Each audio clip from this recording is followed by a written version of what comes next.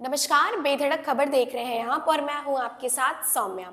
Digital दुनिया ने हमारी जिंदगी को आसान बना दिया है, लेकिन इसके साथ ही बढ़ते साइबर अपराधों ने लोगों के लिए नए खतरे पैदा कर दिए हैं। जहां एक ओर इंटरनेट, मोबाइल और एप्स के माध्यम से हम बैंकिंग, शॉपिंग और टिकट बुकिंग जैसी सुविधाओं का आसानी से लाभ उठा रहे हैं, वहीं दूसरी ओर साइबर ठगी और धोखाधड़ी भी एक गंभीर चुनौती बन गई है।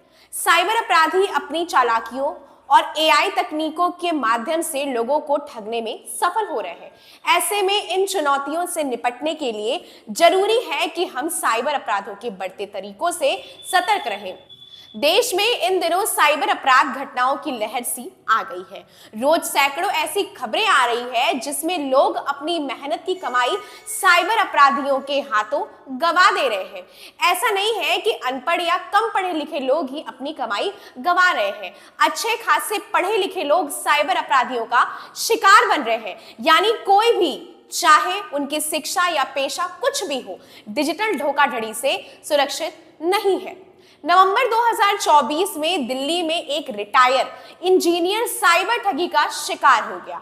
उसको 10 करोड़ रुपए का चूना लग गया।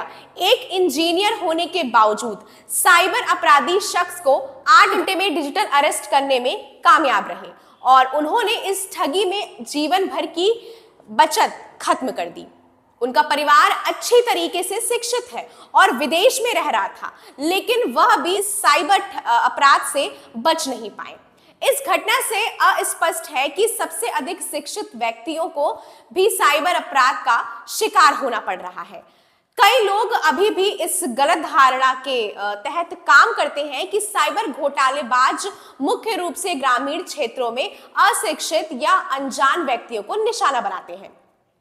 साइबर अपराधी अब उच्च शिक्षित और पेशेवर लोगों को निशाना बना रहे हैं, उनके विश्वास और कमजोरियों का फायदा उठा रहे हैं। आपको आज कुछ ऐसे केसेस के बारे में बताते हैं जिस पर ज्यादातर लोग पढ़े लिखे और उच्च स्तर पर कार्यरत हैं। केस नंबर 1, सेवानिवृत्त इंजीनियर की कहानी, जिसका नाम अज्ञात है। इस बात का एक डरावना उदाहरण है कि धोखेबाज अपने पीड़ितों को कैसे धोखा देते हैं। दिल्ली में रहने वाले इंजीनियर को विदेश से एक फोन कॉल आया जिससे 10 करोड़ रुपए की ठगी हो गई। साइबर ठग ने उसको कई घंटों तक डिजिटल अरेस्ट करके रखा और उसे बताया कि उसका कई क्राइम में नाम है। इसके बाद उसने खुद ही अपने हाथों से साइबर ठगों के खातों में पैसा ट्रांसफर कर दिया। यह महत्वपूर्ण है कि इंजीनियर न केवल अच्छी तरह से शिक्षित था, बल्कि तकनीकी क्षेत्र में भी अनुभवी था, जिससे पता चलता है कि इस बढ़ते खतरे से कोई भी सुरक्षित नहीं है। केस नंबर 2, गाजियाबाद में एक और हालिया घटना में गार्गी गुप्ता नाम की एक सॉफ्टवेयर इंजीनियर को साइबर अपराधियों के द्वारा 24 घंटे के लिए डिजिटल अरेस्ट किया। इन जालसाजों ने खुद को कानून प्रवर्तन अधिकारी यानी कि ईडी और सीबीआई के रूप में पेश किया और उन पर कुरियर के माध्यम से कनाडा में ड्रग्स भेजने का झूठा आरोप लगाया। 24 घंटे की उसकी कड़ी मशक्कत के दौरान अपराधियों ने उसके खाते से 10 लाख रुपए निकाल लिए। उसके अनुभव का सबसे डरावना हिस्सा यह है कि वह एक शिक्षित पेशेवर थी, फिर भी इस तरह के सुनियोजित घोटाले की चपेट में आ गई। यह घटना 29 नवंबर में हुई थी। केस नंबर 3, साइबर अपराधी अपने पीड़ितों को केवल इंजीनियरों या सॉफ्टवेयर पेशेवरों तक ही सीमित नहीं रख रहे हैं।